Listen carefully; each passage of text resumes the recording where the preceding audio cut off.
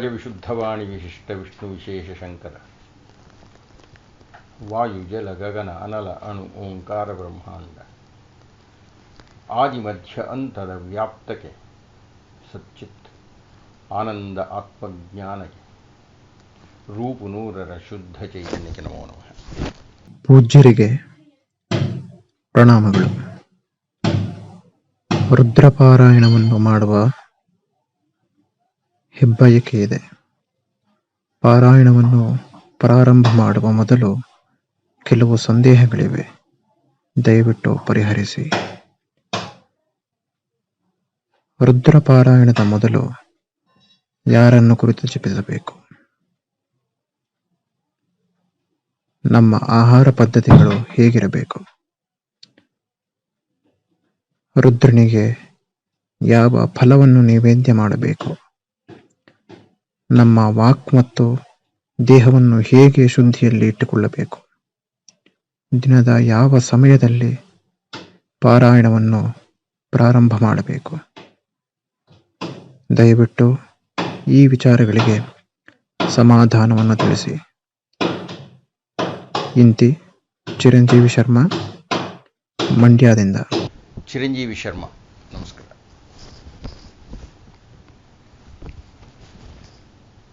ರುದ್ರದ ಬಗ್ಗೆ ಕೇಳಿದ್ದೀರಿ, ಪ್ರಪಂಚದ ಪ್ರಾಚೀನ ಸಾಹಿತ್ಯದ ಬಗ್ಗೆ ಕೇಳಿದ್ದೀರಿ. ಏನನ್ನಾದರೂ ಸಾಧಿಸಬೇಕಾಗಿದ್ದರೆ,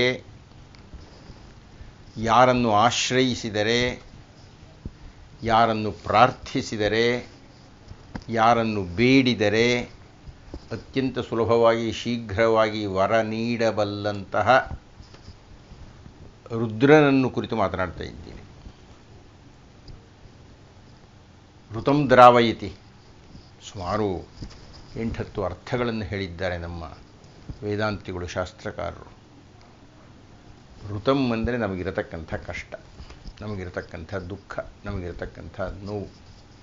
ದ್ರಾವಯತಿ ಅದನ್ನು ಪರಿಹಾರ ಮಾಡತಕ್ಕದ್ದು, ದ್ರವಿಸಿ ಹೋಗುವಂತೆ ಮಾಡತಕ್ಕದ್ದು, ನಾಶ ಮಾಡತಕ್ಕದ್ದು ಮಹಾಶಕ್ತ.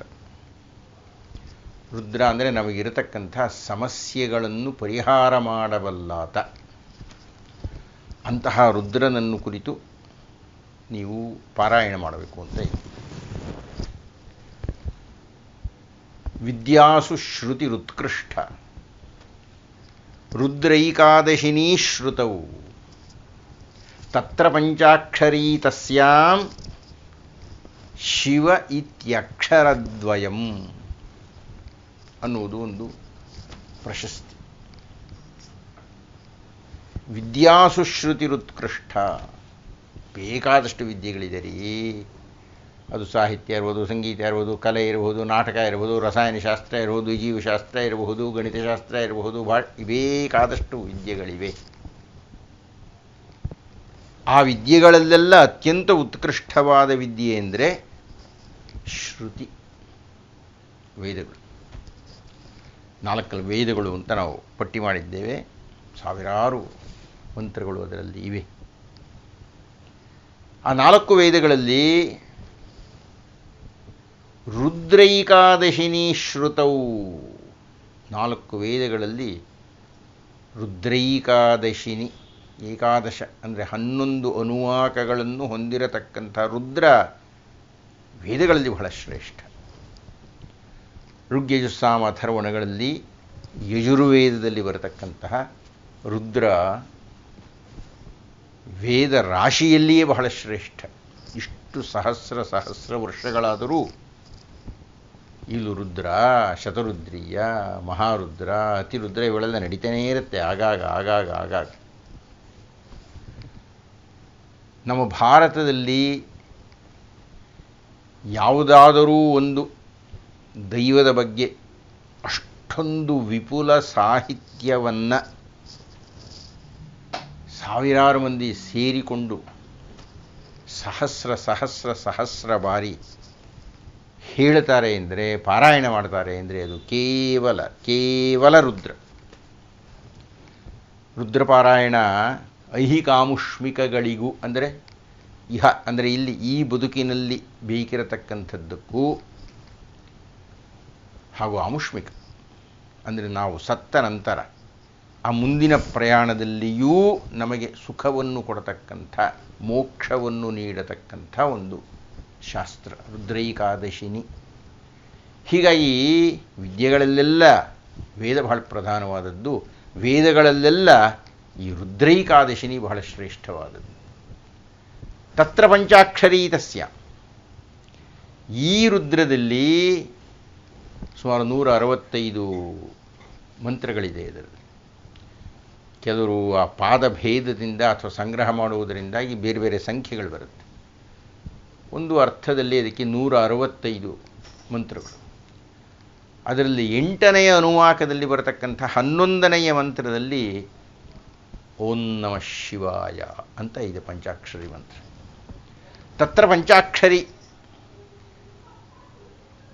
ವಿದ್ಯೆಯಲ್ಲಿ ವೇದ ಶ್ರೇಷ್ಠ, ವೇದಗಳಲ್ಲಿ ರುದ್ರೈಕಾದಶಿನಿ ಶ್ರೇಷ್ಠ, ರುದ್ರೈಕಾದಶಿನಿಯಲ್ಲಿ ಪಂಚಾಕ್ಷರಿ ಮಂತ್ರ ಶ್ರೇಷ್ಠ.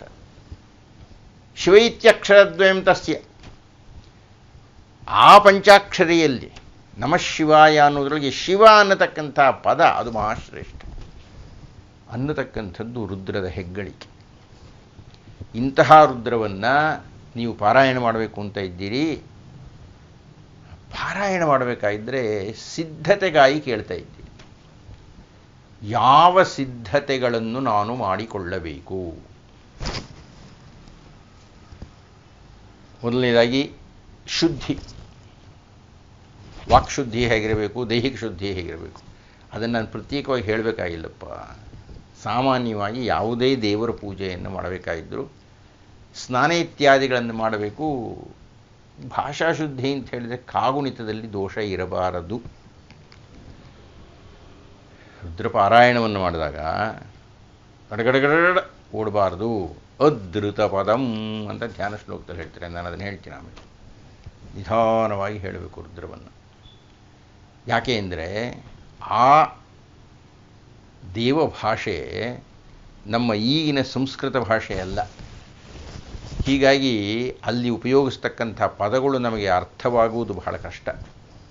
ಅದರಿಂದ ಓಡ್ಕೊಡುವುದು ಅಂತಂತ ತುಂಬ ನಿಧಾನವಾಗಿ ಸಮಾಧಾನ ಚಿತ್ತರಾಗಿ ಕಾಗುಣಿತ ಸ್ಖಾಲಿತ್ಯವಿಲ್ಲದೆ ಅದನ್ನು ಹೇಳಬೇಕು. ಹೀಗಾಗಿ ದೈಹಿಕ ಶುದ್ಧಿ, ಸ್ನಾನ ಇತ್ಯಾದಿಗಳು. ವಾಕ್ಶುದ್ಧಿ ಅಂದರೆ ತಪ್ಪಿಲ್ಲದೆ ಹೇಳೋದು. ತಪ್ಪಿಲ್ಲದೆ ಹೇಳಬೇಕು ಅಂದರೆ ಅಷ್ಟು ಸಲ ನೀವು ಅದನ್ನು ನೋಡಿರಬೇಕು, ಓದಿರಬೇಕು, ಕಲ್ತಿರಬೇಕು, ಮತ್ತೆ ಮತ್ತೆ ಅವಗಾಹನೆಗೆ ತಗೊಂಡಿರಬೇಕು. ಪಾರಾಯಣಕ್ಕೆ ಮುಂಚೆ ಸಿದ್ಧವಾಗಬೇಕಾದದ್ದು. ವಾಕ್ಶುದ್ಧಿ ಮತ್ತು ದೈಹಿಕ ಶುದ್ಧಿ ಆದ ಮೇಲೆ ಯಾವ ಕಾಲದಲ್ಲಿ, ಸಾಮಾನ್ಯವಾಗಿ ಬೆಳಗಿನ ಕಾಲದಲ್ಲಿ ಬ್ರಾಹ್ಮಿ ಮುಹೂರ್ತದಲ್ಲಿ ಇಂಥ ಯಾವ ಬೇಕಾದರೂ ಮಾಡಬಹುದು. ಆದರೆ ಬ್ರಾಹ್ಮಿ ಮುಹೂರ್ತ ಶ್ರೇಷ್ಠ ಅಂತ ಹೇಳ್ತಾರೆ. ಯಾಕೆಂದರೆ ಮನಸ್ಸು ಪ್ರಫುಲ್ಲವಾಗಿರುತ್ತೆ, ಆಗ ತಾನೇ ವಿಶ್ರಾಂತಿ ತಗೊಂಡು ಇದ್ದಿರ್ತೀವಿ, ವಾತಾವರಣದಲ್ಲಿ ಸದ್ದುಗದ್ದಲ ಇರಲ್ಲ, ಇತ್ಯಾದಿ ಇತ್ಯಾದಿ. ಇನ್ನು ಈಶ್ವರನಿಗೆ ಯಾವ ಫಲವನ್ನು ನೀಡಬೇಕು ಅಂತ, ಅದನ್ನು ನೈವೇದ್ಯ ಏನು ಮಾಡಬೇಕು ಅಂತ. ಸಾಮಾನ್ಯವಾಗಿ ಈ ರುದ್ರ ಯಾಗ ಅಂದರೆ ಶತರುದ್ರೀಯವೋ ಅತಿರುದ್ರವೋ ಹೀಗೆಲ್ಲ ಮಾಡಿದಾಗ ಅಲ್ಲಿ ಯಜ್ಞಕುಂಡದಲ್ಲಿ ಈಶ್ವರನಿಗೆ ಅರ್ಪಣೆ ಮಾಡತಕ್ಕಂಥದ್ದು ಅತ್ಯಂತ ಪ್ರಧಾನವಾಗಿ ವ್ರೀಹಿ ಅಂದರೆ ಭತ್ತ. ಇಲ್ಲೂ ಸ್ವಲ್ಪ ಸೇರುತ್ತೆ. ಭತ್ತ ಅಂದರೆ ಅಕ್ಕಿ. ಹೀಗಾಗಿ ಈಶ್ವರನಿಗೆ ಅತ್ಯಂತ ಪ್ರಿಯವಾಗಿರತಕ್ಕಂಥದ್ದು ಅನ್ನ. ಕೆಲವರು ಶಾಲ್ಯಾನ್ನವನ್ನು ಮಾಡ್ತಾರೆ, ಕೆಲವರು ಗುಡಾನ್ನವನ್ನು ಮಾಡ್ತಾರೆ. ಗುಡಾನ್ನ ಬೆಲ್ಲದಲ್ಲಿ ಮಾಡ್ತಾರೆ, ಶಾಲ್ಯಾನ್ನ ಸಕ್ಕರೆಯಲ್ಲಿ ಮಾಡ್ತಾರೆ. ಶಾಲ್ಯಾನ್ನ ಸಕ್ಕರೆ ಆದ್ದರಿಂದ ಅನ್ನದ ಬಣ್ಣ ಬಿಳುಪೆ ಇರುತ್ತೆ. ಗುಡಾನ್ನ ಆಗಿಬಿಟ್ಟು ಸ್ವಲ್ಪ ಕಂದಾಗುತ್ತೆ, ಕಪ್ಪಾಗುತ್ತೆ. ಆ ಬೆಲ್ಲದ ಬಣ್ಣದ ಮೇಲೆ ನಿರ್ಣಯ ಆಗುತ್ತೆ. ಆದರೆ ಈಶ್ವರ ಶ್ವೇತವರ್ಣ, ಒಂದು ಗೌರವರ್ಣ. ಅದರಿಂದ ನನಗನ್ಸುತ್ತೆ ಶಾಲ್ಯಾನ್ನ ಗುಡಾನ್ನಕ್ಕಿಂತ ಉತ್ತಮ ಅಂತ. ಹೀಗಾಗಿ ಈಶ್ವರನಿಗೆ ನೈವೇದ್ಯ ಮಾಡ್ತಾ ಇದ್ದೀರಿ ಅಂದರೆ ಅದು ಫಲಕ್ಕಿನ್ನ ನೀವು ಗುಡಾನ್ನವನ್ನು ನೈವೇದ್ಯ ಅಂತ ಮಾಡಿದರೆ ಸೂಕ್ತ. ಇನ್ನು ಎಲ್ಲದಕ್ಕಿಂತ ಪ್ರಧಾನವಾದ ಒಂದು ಪ್ರಶ್ನೆಯನ್ನು ಕೇಳಿದ್ದೀರಿ. ಆ ಪ್ರಶ್ನೆಯೇ ಮೊಟ್ಟ ಮೊದಲನೇ ಪ್ರಶ್ನೆ. ರುದ್ರಪಾರಾಯಣವನ್ನು ಮಾಡಿದಾಗ ನಮ್ಮ ಕಣ್ಣು ಮುಂದೆ ಯಾವ ಚಿತ್ರಣ ಇರಬೇಕು? ನಮ್ಮ ಮನಸ್ಥಿತಿ ಏನನ್ನು ಚಿತ್ರಿಸಿಕೊಳ್ಳಬೇಕು? ನೀವು ಇದನ್ನು ಗಮನ ಇಟ್ಟು ಕೇಳಬೇಕು. ಆಪಾತಾಲನಭಸ್ಥಲಾಂತ ಭುವನ ಬ್ರಹ್ಮಾಂಡ ಮಾವಿಸ್ಫುರತ್ ಜ್ಯೋತಿಸ್ಫಾಟಿಕಲಿಂಗ ಮೌಳಿ ವಿಲಸಿತ್ ಪೂರ್ಣೇಂದುವಾಂತಾಮೃತೈ